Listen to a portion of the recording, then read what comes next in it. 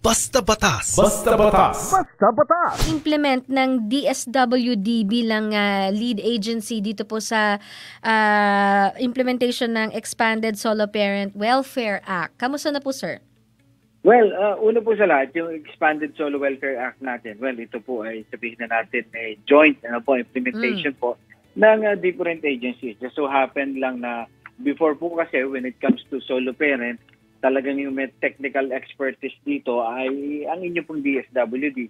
But then kung ating pong re-reviewin yung implementing rules and regulation ng DSWD, na Expanded Solo Welfare Act, ang malaking tasking po sa implementasyon ng Solo Welfare Act, na Expanded Solo Welfare Act, ay nakaatas po sa local government unit sa pamamagitan po ng kanilang mga local social welfare development office.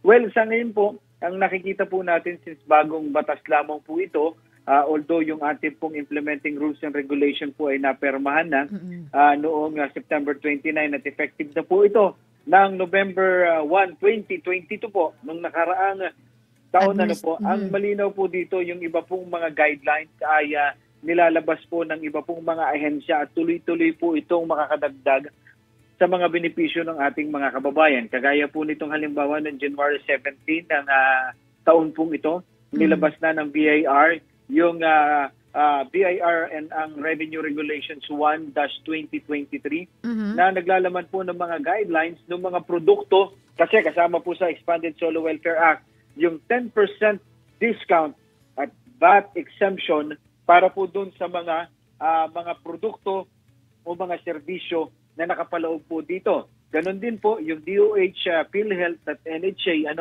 ay meron din pong guidelines para naman sa subsidy ng 10% discount at VAT exemption dun po sa mga miyembro ng PhilHealth at automatic coverage po sa ating mga solo parents yan. At ganon din po para sa mga pabahay. So sa ilalim po yan ng NHA. So ilan lang po ito sa mga programa at sa mga layunin na pinatutupad po sa ilalim ng ating Expanded Solo Welfare Act. Sir, very timely yan kasi ang tataas ng bilihin ngayon at saka ang hirap po ng pahirap ang buhay. Basta Batas. Basta Batas. Basta Batas.